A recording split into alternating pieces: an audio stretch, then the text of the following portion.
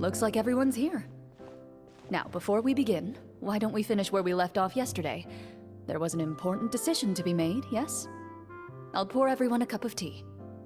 Is that really the most important part, though, Clorand? Paimon's more concerned about our current surroundings. Heavy walls, cold railings, dim lights. This is obviously supposed to be a prison. I admire the work put into the set. Still, it's obvious the scriptwriter has never paid a visit to the fortress of Meripede. So the set is going to be a part of the script? Unfortunately, that is something I can neither confirm nor deny. Anyone think Clorand's smile is starting to look kinda scary? Well, whatever happens, we'll just have to push on. But first, we should really figure out what to do with this treasure. If we're worried about arousing suspicion because of our identity, why don't we give ourselves a different name, just like Clorand's master did? Yeah, it might be better to keep a low profile.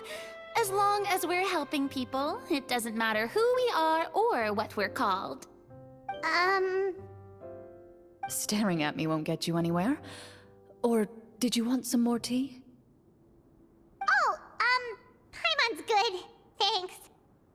Why aren't you saying anything, Navia? Wait, what's that next to you? Oh, this is the short sword Clorand mentioned last night. I found it. Huh. I'm surprised you managed to track it down after all this time. Well, I made sure to take good care of it, considering the circumstances in which you gave it to me. Of course I had to keep it safe. Anyway, where were we? Oh, right. I was just thinking about all the potential ways for us to break out of prison. We could dig a tunnel, or try to bribe the guards. Wait, we haven't been thrown into prison yet, have we? Well, it's only a matter of time. It pays to be prepared. Just like how you should always have an umbrella on hand, even when it's sunny. Alright, Paimon's made up her mind. Let's just give the treasure away. Paimon may have wanted to keep it, but if it's going to land us in prison somehow, Paimon will be too upset to enjoy her snacks.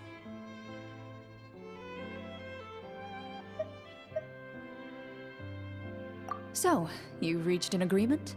All right then, we can continue with the story. Oh, and we'll collect all the scattered pieces of treasure on the ground as well.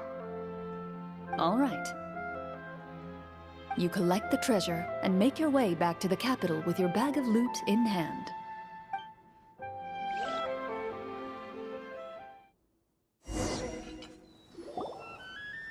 The city is still shrouded in a gloomy, oppressive atmosphere, but your spirits are surprisingly high. In places where sunlight struggles to reach, you generously share your wealth with the children, the elderly, and the poor in urgent need of help. Thank you, kind soul. The elderly woman's look of gratitude follows you as you walk away, her eyes never leaving your back until you move entirely out of sight. However, there's still quite a bit of Mora remaining. It appears you haven't made much progress. She's probably trying to tell us to speed this up. We need to hurry up so we can address the sorcerer problem. Should we go find that man again at the square? He seemed like a pretty responsible guy. I'm sure he knows the people here far better than us. Oh, good idea! Just as you start to make way to the square, intent on finding the man again, there's a voice.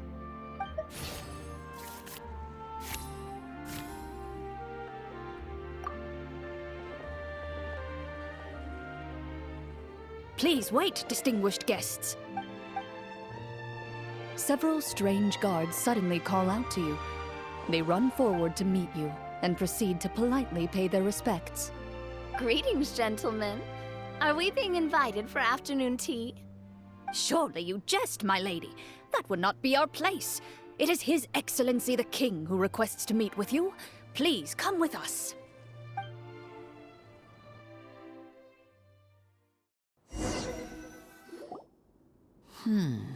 Do you think this could be a trap? Well, we have to investigate the court at some point, right? Meeting the king himself would be a fantastic opportunity to do that. I say we go for it. If something happens, we'll just turn the whole place upside down. That sounds a little intense. After a quick discussion, you nod to the guards and agree to follow. They lead you all the way to the audience hall of the palace. Gilded tables line both sides of the hall. The space itself is adorned with all manner of expensive antiques, glass shelves, and silver candlesticks. The items appear quite ordinary in size and dimension, yet their presence somehow makes the emptiness of the hall feel even more surreal and ominous. Wow, it's so luxurious! The elderly king, clad in a magnificent robe, sits upon the deep crimson throne before you. He wears above his head a majestic crown, with a gemstone the size of a bird's egg set right at the very front. As you observe it, you see a complex pattern of light reflect off its surface. They're here, Your Majesty. A man dressed in dark clothes, likely a minister, shields his mouth with his hands and bends down to whisper a few words to the king. After a moment, he lowers his hands and stands back up. His gaze shifts to fixate on your group, but he does not move from his place at the king's side. The king does not appear entirely aware of his surroundings. The man by his side, though. We should keep a close eye on him. The king remains still and says nothing. The minister is the one who speaks. Esteemed guests, allow me to thank you for coming to our faraway kingdom. Unfortunately, His Majesty the King finds himself quite exhausted from work. So please allow me, his Prime Minister, to welcome you in his stead. I've heard tell that your group, the Marechaussee Hunters, used your exceptional ability with the sword to repel the monsters near the capital. Such a great deed deserves to be rewarded. However, seeing that I was not fortunate enough to observe such a feat with my own eyes, you'll forgive me for seeking to verify the truth by speaking to you myself. Well, we've got nothing to hide. You brought us here to talk, right? So we'll just explain what happened.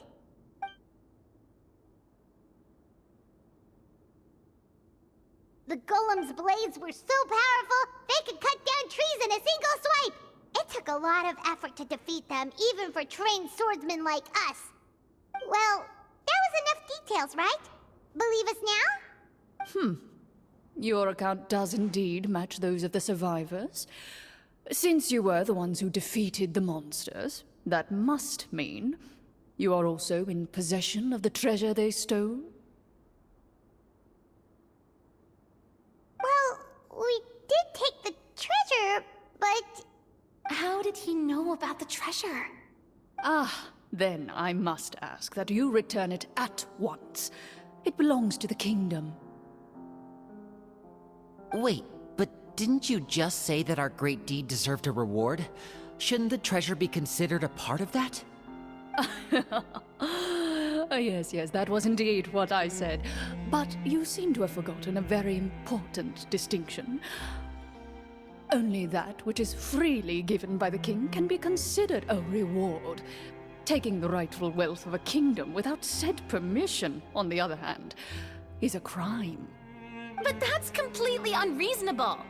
Yeah, that makes no sense! If it weren't for us, the treasure would still be buried underground somewhere! Maybe so, yet the fact remains. You tried to dispose of the treasure without reporting it to the court and without receiving permission, yes? What, no answer?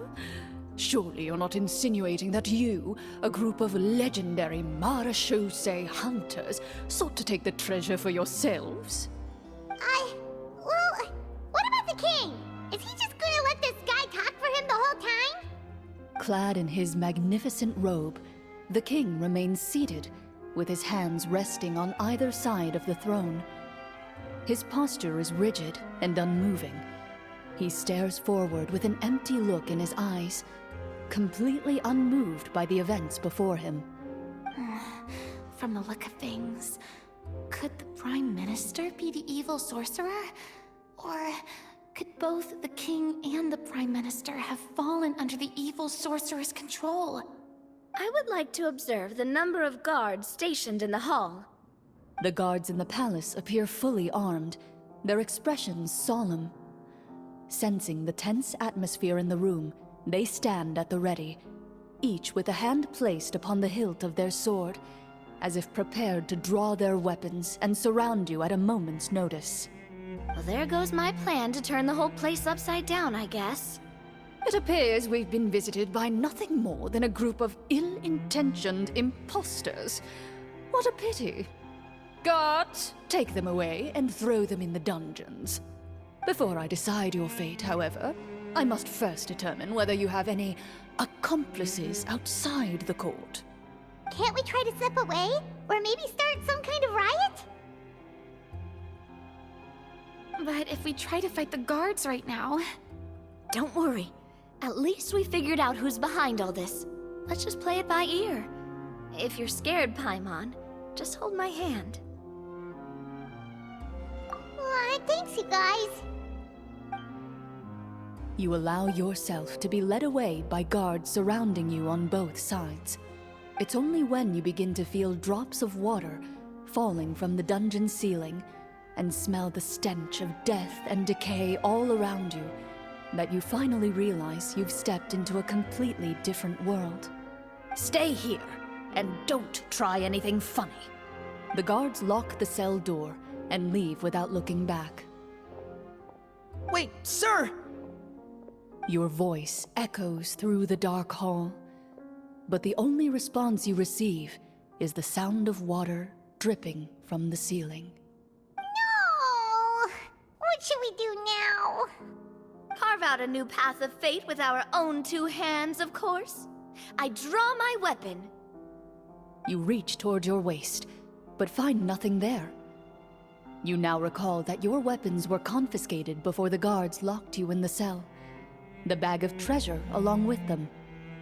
What about that knife I hid in my boot? When did you hide it in there? When I was thinking about digging a tunnel. Rejected. You failed to inform the GM of this course of action. Moreover, the guards would have conducted a thorough search before throwing you in prison. And the keys to the cell aren't anywhere to be seen? Correct. You don't even feel a lock hole on the cell door. Oh, well, there goes all our plans. Indeed. Huh? Why are you the one saying indeed? Because that statement holds true for me as well. This is where the script ends. What? But that's a terrible ending! Generally speaking, this should be the point where the scriptwriter gives the players some kind of hint, or gives the GM some kind of code for how to move forward. I mean, maybe they just really wanted us to be immersed in the feeling of being in prison? Like, they'll only show us the way out once we've grown truly and utterly desperate? That is a possibility. If only there were desserts and tea in real prison. Oh, wait, guess it's kind of how the Fortress of Meripede works if you're lucky. Oh, before I forget, Navia, the short sword you had with you earlier. I took a closer look, and the craftsmanship doesn't appear to resemble anything from this era. If I remember correctly, that style was last in vogue several hundred years ago. Wait, Cloran said that sword used to belong to her master, right? Does that mean her master has been alive that long? I doubt it. The way she went about things often made her seem childish more than anything. I'd say the sword was most likely an heirloom passed down over time. Hang on. A precious heirloom passed down to you by your master. And you gave it to me just like that? You weren't worried I might lose it? Master left many things to me when she disappeared. There was the sword, an old key, and a good amount of junk she probably just didn't want to take with her. I gave you the sword back then, because I didn't want our friendship to end. Wait, when did this happen exactly? After the duel. Between Mr. Callis and myself. Before that, Clorand would have meals with us and even stay over at the Spina some days. She was on great terms with Papa as well. After the duel, though, there was a period of time where we simply didn't know how to face each other. She entrusted this sword to me, and never came back. We were both sad, and conflicted, and totally overthinking everything as a result. Whenever I looked at this sword, I couldn't help but wonder. If Miss Petronia had never introduced us to each other at that picnic, maybe part of the sadness I was feeling could have been avoided. Back then, it felt like I hadn't just lost a father, but a close friend as well. No one can change the past. The most important thing is that you two found your way back to each other and can enjoy things like this together. Yep, you're right. I'm sorry, you two. I didn't mean to bring up any sad memories. Think nothing of it. No one here is at fault.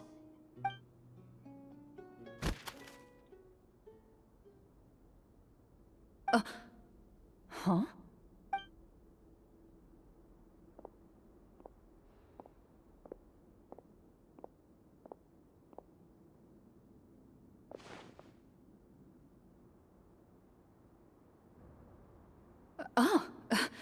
Looks like the next part of our script is here. Perfect timing.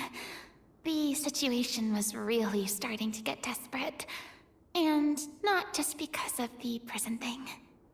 From Clorand's face, Paimon really can't tell if it's good news or bad news.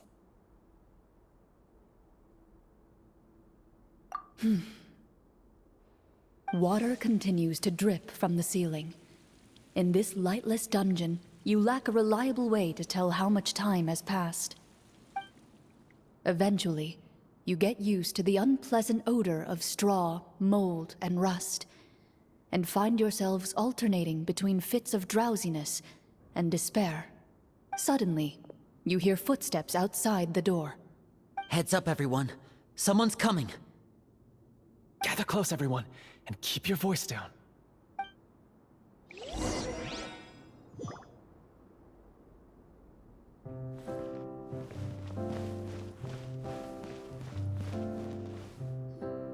Who are you? I work as a guard in these dungeons, but my true identity is the same as your own. I'm also a Marashose hunter. Huh? Shh! I've already sent away the other guards, but if we make too much noise... I understand, but how can we be sure we can trust you?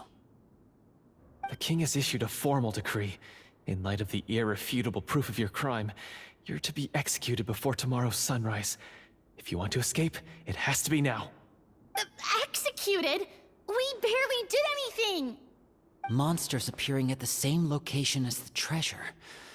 Could this entire thing have been a trap? There will be time for speculation once we're out of here. As for my identity, I have no way to prove that to you just yet.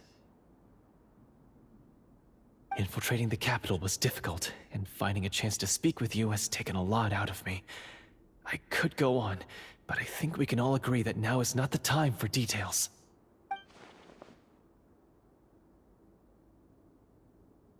Have you seen our weapons anywhere, sir? Don't worry, I brought them with me. They're just behind the door. Still, these weapons alone won't be enough to defeat the true enemy behind the scenes. His faction is too powerful. The guards are all under his control, and he's even stationed a number of golems in various rooms throughout the palace. To defeat him, you must find a secret vault. It is said that within that vault, the Marashose hunters of the past left behind a treasure with the power to defeat the sorcerer.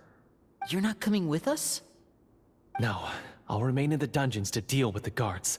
I'll try my best to distract them so they don't go after you. As long as my identity is not revealed, I'll be able to aid you when the final battle comes. In that case, please stay safe. Thank you for your concern. I will do my utmost. As for the location of the vault, here, this map should lead you there.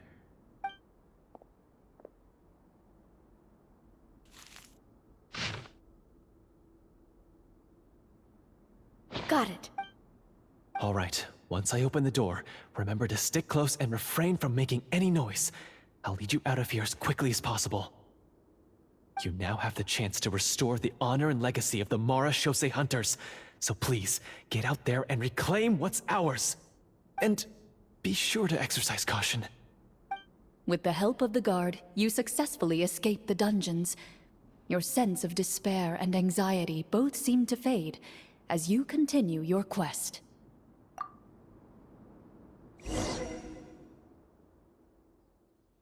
Wait, we didn't get to use our skills at all while we were in prison. Who knows when we're gonna get the chance to use that cool summon spell?